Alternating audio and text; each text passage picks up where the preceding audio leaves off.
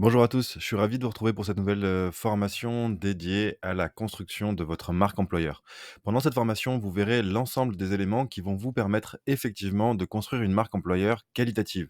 Parce qu'aujourd'hui, la marque employeur est évidemment un enjeu pour les départements RH qui cherchent à se démarquer pour conquérir de nouveaux candidats évidemment et pour garder les collaborateurs en interne et les amener vers une plus grande performance. Parce que la communication RH et la marque employeur peuvent aussi servir des objectifs de performance. Alors, on commence tout de suite avec les objectifs de cette formation. Pendant cette formation, vous serez notamment capable de comprendre les fondamentaux d'une marque employeur solide, de faire la différence également entre une marque employeur et du brainwashing, savoir construire une marque employeur attractive, maîtriser, la mise en œuvre de cette marque employeur avec une communication efficace, évaluer et ajuster votre stratégie en fonction des résultats que vous obtiendrez et vous arriverez également à renforcer l'attractivité et à fidéliser de nouveaux talents. Cette formation tient en plusieurs points. La première partie consiste effectivement à comprendre les enjeux de la marque employeur. Comment fait-on pour relier la marque employeur à la stratégie de son entreprise? Comment fait-on pour définir une marque employeur solide?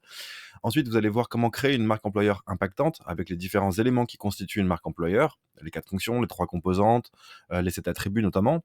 Nous verrons également des études de cas, parce que j'aime, ancrer les formations que je vous propose dans votre réalité. Donc on verra différentes entreprises qui ont effectivement, eu des histoires de marque employeur, évidemment.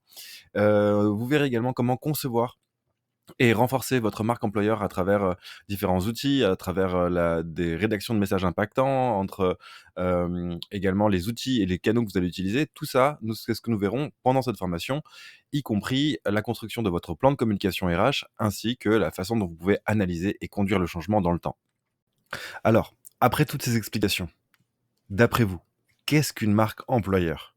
En quoi ça consiste et en quoi ça tient? C'est assez compliqué de définir une marque employeur spontanément. Parce que ça regroupe effectivement beaucoup d'éléments dans la vie de l'entreprise, notamment les collaborateurs et la communication qu'on va leur donner et les candidats et la communication qu'on va leur amener. Eh bien, je vous propose une définition qui est la suivante. La marque employeur se définit comme l'ensemble des actions destinées à renforcer l'attractivité de l'entreprise et ainsi inciter les candidats à postuler et dans le même temps proposer un environnement de travail qui assure le bien-être et la performance du collaborateur, ce qui crée l'engagement des collaborateurs. Et là, je m'intéresse 2 secondes au rôle et à la fonction des ressources humaines dans l'entreprise. Parce qu'on dit souvent que les ressources humaines s'occupent des collaborateurs, qu'ils doivent être, une forme d'accompagnant pour les collaborateurs, OK. Mais vers quoi on accompagne les collaborateurs? Vers le bien-être, vers la performance de l'entreprise? Eh bien, en fait, c'est un peu les 3. Parce que lorsqu'un collaborateur, effectivement, performe, travaille et se sent bien dans son travail, atteint les objectifs qu'on lui a fixés, il va mécaniquement ressentir une vraie satisfaction et un bien-être parce qu'il est performant dans l'entreprise et parce qu'il se sent à sa place.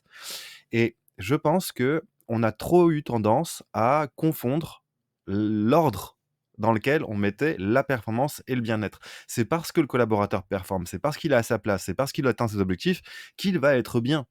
Et ce n'est pas parce que le collaborateur est bien qu'il va être performant. Parce qu'un collaborateur qui est bien dans l'entreprise ne nécessite pas forcément, une notion de performance. Donc vraiment, l'engagement est créé parce que le collaborateur performe, s'amuse, s'éclate dans l'entreprise et in fine, qu'il s'y sent bien et qu'il s'engage. Mais ne confondons pas à la fois le rôle de l'entreprise qui est de faire une performance économique avec des collaborateurs performants et c'est de cette performance que découle le bien-être des collaborateurs. Parce qu'un collaborateur qui n'est pas performant, vous pourrez mettre en place toutes les actions que vous voulez pour qu'il se sente bien, eh bien ça ne sera pas forcément corrélé. Alors que l'inverse est beaucoup plus vrai. Lorsque vous êtes performant, vous vous sentez bien là où vous êtes, effectivement.